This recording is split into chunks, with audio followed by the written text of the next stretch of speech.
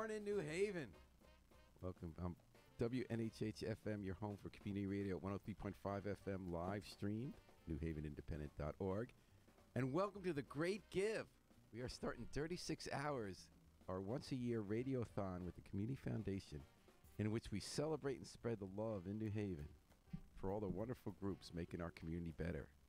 We are in hour one of the 36-hour Great Give, when people are lining up to decide which New Haven nonprofits to which they want to send donations as part of a friendly competition for who can raise the most money, get prizes, and raise over $1 million to make our community better. The Community Foundation is the driving force, the organizer behind this event every year, bring us together. And here at WNHH, we do a radiothon where we bring on people all day for 2 days, where they sing for you a little, recite a poem or two, and tell us about why we want to give them money and help what they do to make our community strong. So we're going to start off this morning with the people behind this great gift to let us know the big picture before we get into individual groups. And that would be Will Ginsberg, the president and CEO of the Community Foundation for Greater New Haven, and Ratasha Smith. Hey. Good morning, Ratasha. What's your exact title at the Community Foundation? I'm a communications officer. She's a communications officer. Our shorthand is Hope for Our Future at the Community Foundation. And Ratasha's a New Haven bred and born and bred rising star. And she's going to be with me and Babs Rolzavi for these 2 days, helping to talk to folks who come in and tell us all about it. Adi Nunes, thanks for tuning in. Thank you for your comments. She says, yay, awesomeness. 2 words. So welcome, guys. Hey. Thanks, guys. Thank you, Paul. It's a pleasure to be here, and it's a pleasure to be here with Ratasha. So Great Give is starting. The clock is ticking. Check your email every 5 minutes so that you can read it and then clear it so you can have some room, because every group emails you all day about giving them money while the clock is ticking. Will Ginsberg, how many years have we been doing the Great Give in New Haven? This is year 9, Paul. Wow, year 9. It's hard to believe, and we have high hopes that this will be the best year yet. Last couple of years, we've been in the $1.3, $1.4 million range in terms of total giving for nonprofits in the community. At the foundation, we're hoping we'll be at 1.5 million this year, but that's not up to us. That's up to the community, and this is the moment where everyone in this community should be focusing on the great organizations that do the great work in this community, meet needs, seize opportunities, and build a stronger community in New Haven. That's what's on the line the next 2 days. So, Will Ginsberg, you said the goal this year is to have New Haven contribute $1.5 million total for all these groups. Would that include the prize money you give? Because you give matching dollars, you give prizes in a lot of categories. Yes, that's right. That when I those figures I cite are inclusive. So how much of that is money you guys give? Well, the prize money this year and matching money is about, Ratasha can help me here, about $240,000. Yes. So that's out there for the nonprofits that do the best job mobilizing their people and mobilizing their donors, and there's already some remark. We're 36 minutes in now. I'm looking at the leaderboard at thegreatgive.org, and $154,000. $154,000 already, and all right, good start. And as we've seen in for the last number of years, it's small organizations that get their people out for this, like Squash Haven. They know how to compete. like Elm City Chamberfest. Elm City Internationals, which is a wonderful organization, has gotten 164 gifts already this morning in a little over half an hour. So they kind of they tee their people up, right? They sure Yes. do. But it takes commitment and passion and organization to do it. And Ratasha, when they tee people up, because I know I was getting those emails saying, please get ready to donate once it starts.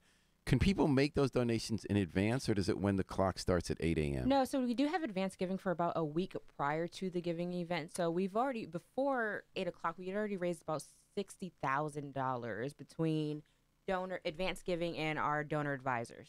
So I'm going to ask you a little closer to the mic. So does that mean another 90,000 came in the last 36 minutes? Well, yeah. That's what not it As bad. means. soon as the clock. That's not shabby. That's it. I think we're going to hit 1.5. I'm excited. I want to hit I'm 1.5. excited. Yeah.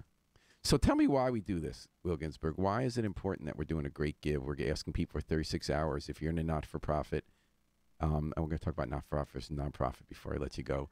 If you're working for one of these groups, you're spending a lot of time trying to tell people now's the time to give us money so we can parlay it into more. If you're just someone who cares about New Haven, which is pretty much most of the 130,000 people here and then more in the suburbs, why is it important this time of year, every year, that we come together and give money for the Great Give? Well, let's start with the nonprofit sector. The nonprofits in this community, taking nothing away from our for-profits, which generate wealth and resources and provide important services, but the nonprofits do the work of community.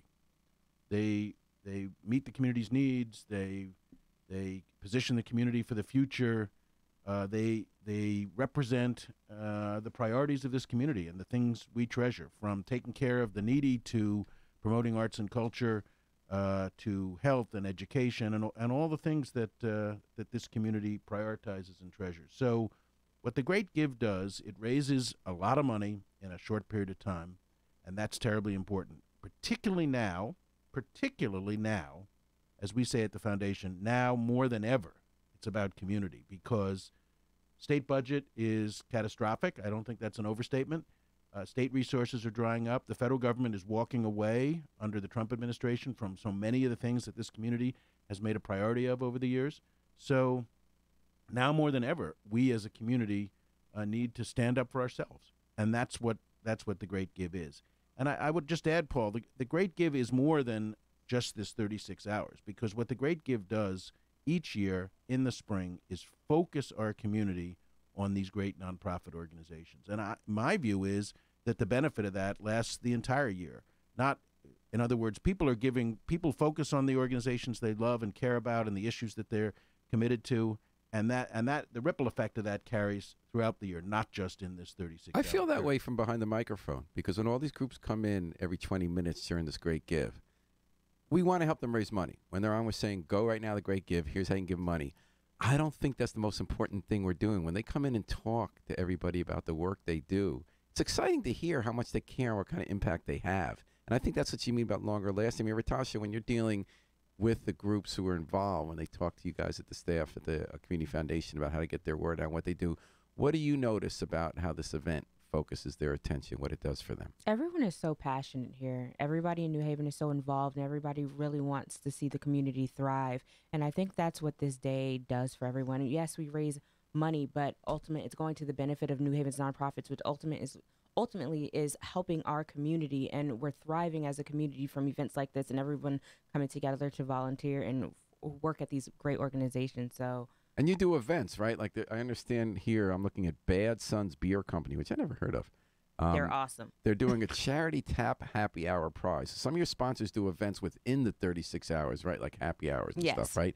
So like, what is the charity tap happy hour? For, I believe, the month of April, people were able to buy a specific beer. I'm not a beer drinker, but a specific beer, and some of the proceeds from that, if you bought that specific beer, went to their $1,000 prize that they're using today for the Great Give.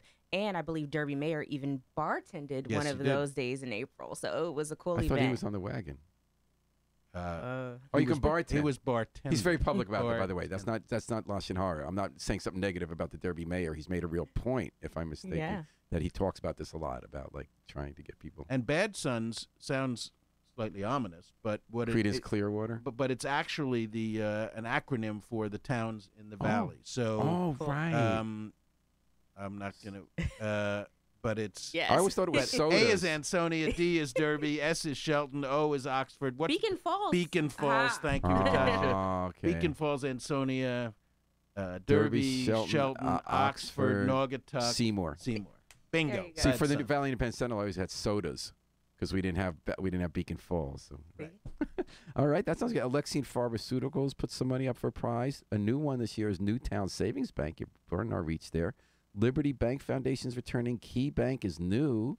And Bank of America Charitable Foundation is new. So what do these sponsors do? We heard what Bad Sons does. I love the secret that Will just gave us, why they're called Bad Sons. What are some of these other sponsors do? What's their role? Well, different.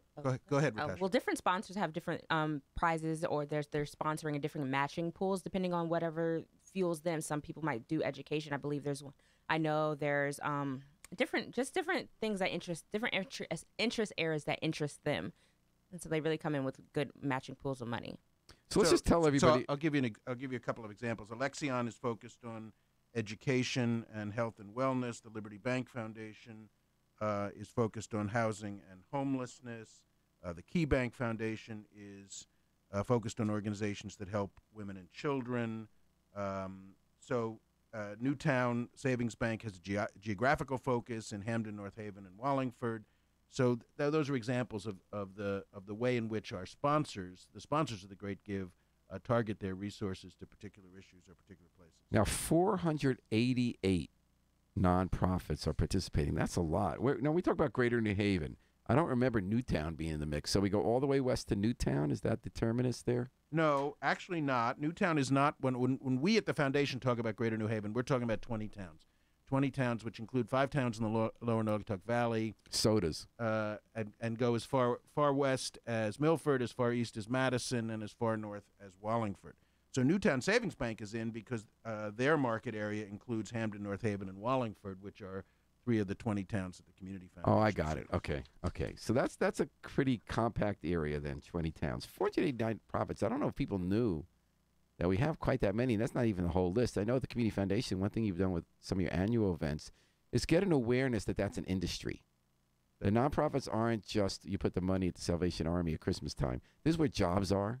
This is where money's coming in the community. These are the people who are leading our community. What have you noticed about that in these convenings you've done? That's what you call them, these events, and we talk about where we're going. You've even brought in people who analyze the nonprofit sector and people who kind of bring nonprofit and for-profit together, like the Ms. Lou when she came in last week, 2 weeks ago, talking about where we go as a community. Right. What is the awareness of the role of the nonprofit sector, and how do they compare the for-profit sector in terms of deciding the fate of our 20 towns?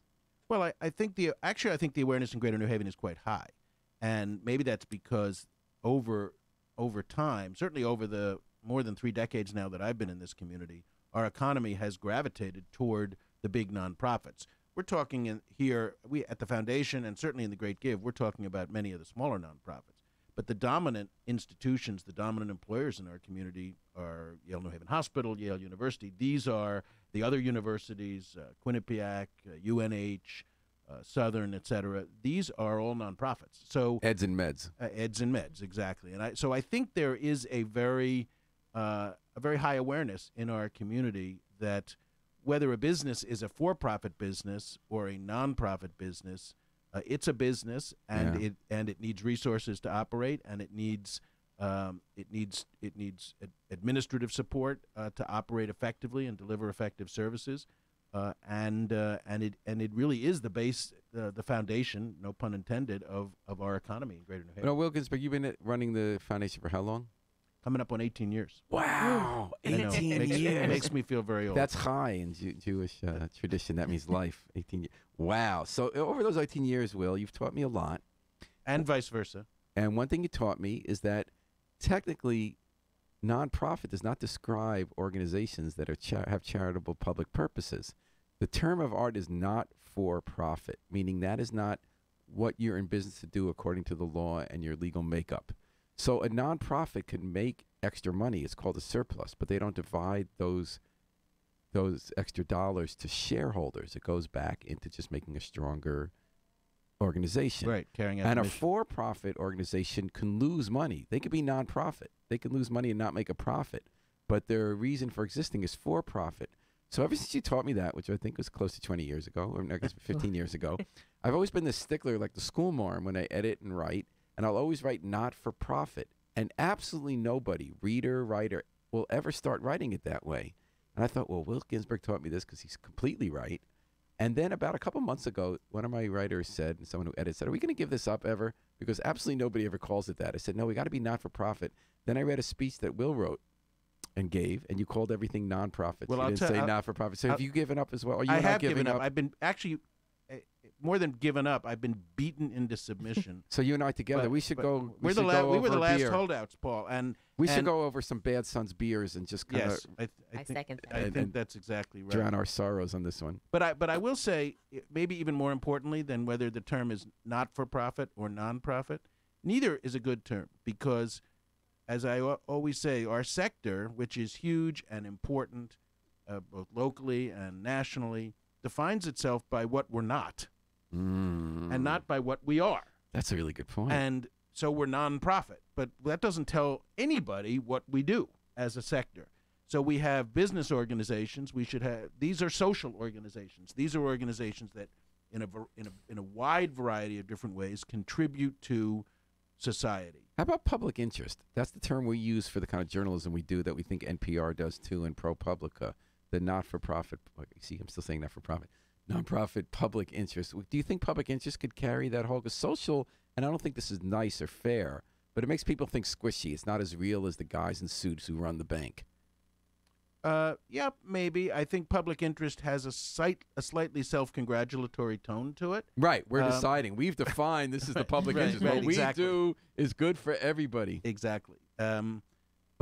So whether you call it social or public, I think the point is we should talk about what we do as a sector, particularly on the morning of May 1st, 2018, the opening of the Great Give. We should be talking about what all 488 wonderful organizations that work to make Greater New Haven healthier, to contribute to the education of our young people, to provide food and shelter and basic needs for people who lack that, to support civic organizations and the civic life of the community, to support arts and culture, et cetera, et cetera, et cetera. This is what these organizations do, whether they happen to be organized as not for profit, but this is what they do, and it defines a life in our community in a way that we treasure and we need to support today and tomorrow. And you can support them through the Great Give. 36 hours already, 160,000 was it? It's been raised. Where are we, Ratasha? That's where we were last time. And you are listening to the Great Give Radiothon on WNHH FM. It's the 9th year of the Great Give. The 3rd year we here at WNHH FM are spending 2 days bringing in nonprofits, some of the 488 in our community who are participating in the Great Give Radiothon, and you can help out by going to thegreatgive.org. Is that right, Yes, Natasha? With a the. Greatgive.org. Never forget the. Thegreatgive.org. You go there and you find the organizations you like to support. It doesn't have to be one, folks. It doesn't have to be two. It can be. It could be 3, 4, 5, 6, and or more, and decide whom you'd like to support within these 36 hours. You could just do it right now. We've got a goal here of $1.5 million over 36 hours we want to raise. We're on a great start. And if you'd like, in addition to supporting some of the other great nonprofits in our community, please consider supporting this radio station. WNHH-FM, the New Haven Independent, self-righteously phrased public interest journalism in our community. And the way you do that is you go to thegreatgive.org, and don't give just to us. Find all sorts of great organizations to give to. And then please look up either WNHH or, there's a long one, Online Journalism Project. If you type in either of those, you'll be also give us some money, and you can keep nonprofit public interest journalism alive in New Haven. Kathleen Shea's in the house. Hey. She works there at Taj at the Community Foundation. She takes great photos. Been around here for decades in New Haven doing great work. And let me community. tell you who else is now in the house, and that's Gigi. Who is Gigi? Gigi is. I wish your listeners could see Gigi. They can on the Facebook Live. Just okay. hold it up Well, there you go. So Gigi is the newest member of our team. Gigi is an acorn. I mean, let's be clear here. Gigi is an acorn, and that's actually not a beret. A beret she is wearing, although it looks like a beret. It's the top of an acorn. It does look like a beret. You sure Gigi isn't secretly a resistance fighter? Well, Gigi is very French, you know. That's right. Gigi could be la Gigi. résistance. So, but she is. Acorns grow into mighty oaks, right? Yeah. And oaks live a long time, hundreds of years, maybe even perpetuity, like the community's charitable endowment at the foundation. They survive adversity. They represent perseverance, potential, and strength. You wouldn't know that. Gigi looks young and vibrant and beautiful with her green eyes and her green glasses and her sparkling lipstick and her beret. But she is the symbol of the Great Give. Gigi, of course, stands for Great Give. Oh, okay. Get it? And we're excited to have her on the team. She's what we needed to push over that $1.5 million. Who came up with Gigi? Not me. Ratasha. Trish. Trish Oh, Caldwell. Trish Caldwell. Oh, yeah. Our director of communications. She's the woman. Hey, Babs. Trish introduced me to Gigi, but What was it like the first meeting? it was magic. It was just magic. Was it croissants and tea? What were you having? It was, it was in the office, and it was just a regular day, and then Gigi showed up. and then this gorgeous presence walked into the room. And Gigi now actually, is she didn't walk; she was carried into the room, and and everything changed. And Gigi's going to inspire people in New Haven to give $1.5 million. You just give your 100 or your 20 or your 200, and it's going to add up over these next 36 hours for the great gift. How do they do that, Ratasha Smith? So Gigi's actually going to go from different towns. So we wanted to touch on all 20 towns this year. So we thought it would be neat if Gigi would travel to different locations in how the different fun. towns. So, because we have a 20-town region.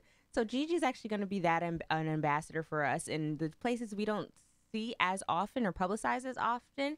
So I think she's going to push us over to that $1.5 million. Are you actually like going to those other towns and taking pictures there and stuff? Kathleen Kathleen Che, is that what will. you're doing? You're So her taking and a Gigi tour? are going to get to know each other very well. So Kathleen Che, who takes great photos and works for the Community Foundation, also puts out their message. So am I right in assuming, Kathleen, you are traveling to 20 towns over the next 36 hours, and you're going to take photos and post on public media, social media, Gigi? We are. Yes, we are. And any special giving events, let us know. Happy hours. Gigi's going to be there having a happy hour drink. So And where are you going to post all this? on the Community Foundation's Facebook and Twitter. And Give Graders, Facebook and Twitter. All right. So I'm going to make way in a couple minutes for Babs Rawls-Ivy. I want to ask you, Will Ginsberg, so you've been 18 years running Community Foundation. What a great service you've had, how much that institution has grown and really encompassed so much more of our community rather than just being this sort of place on the hill that only a few people know how to go into. And over those last 9 years, you've done the Great Give. Is that part of a national trend with this Great Give where community foundations are playing a role to bring all nonprofits together and have the community raise money together? Where did this idea start and how has it grown in those 9 years? Yes, giving days like the Great Give, ours is a day and a half, it is a national phenomenon, and it has grown substantially. And I have to say, it's not just community foundations. I mean, universities do giving days now. Other organizations do giving days now. But I think the key point, Paul, is why, to ask why. I think the answer to that is what you just said, which is to broaden the sense of community and the sense of giving in the community. When I came to the Community Foundation 18 years ago, the foundation got about 2,000 gifts a year, which is nothing to sneeze at. But today, in the last 2 years, the Great Give itself, in a 36-hour period in the spring, has produced over 11,000 gifts in 36 hours. So, and these gifts, as you said a moment ago, are not large necessarily. Obviously, there have been some large gifts made through the Great Give, but this is mostly small gifts from individual donors, of course, people who aren't engaged necessarily with the foundation in any other way, although we try to keep people engaged once they've given. And who aren't necessarily involved with the nonprofits they give to otherwise.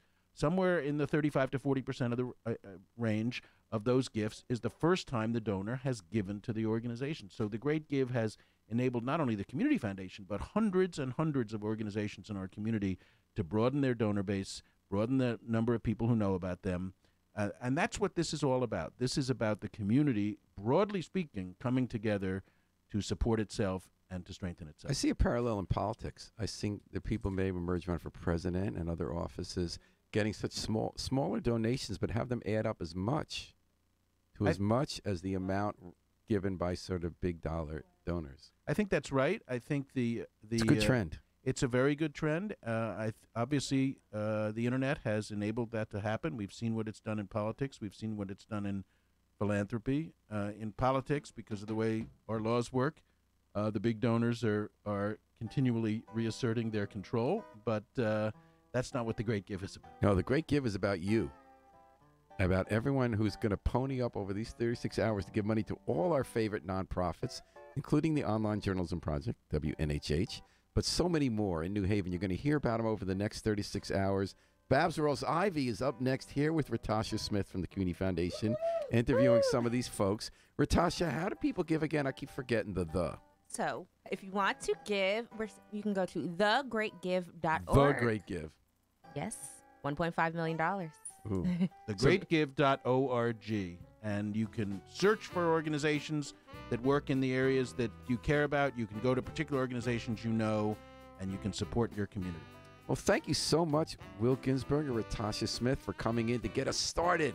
Thank on you, the Paul. 36-hour New Haven Community Foundation And- WNHH Radiothon for the Great Give. And thank you, Paul, for all that you do on this radio station and in the Independent to promote the Great Give and to promote Thank you. community all year round. Well, we're just getting started. Ratasha Smith's going to just settling into her chair there. She's going to help Babs roll aside for the next hour. Then I'll be Yes. back at 10. And we got a lot to tell you about, a lot of fun to have. People are going to be singing songs and reading poems from each group. Chris George, I'm told, is bringing in a whole group of musicians. I'm not from surprised. Iris to do that one up. So we got some great surprises for you. Settle in for a couple minutes. The Afro-Semitic Experience is going to serenade you with I Wish I Knew How It'd Feel to Be Free. We do know how, and one way is by going to thegreatgive.org and ponying up. And thanks for joining us, everyone. And we're going to be back in just a couple minutes. Hold tight.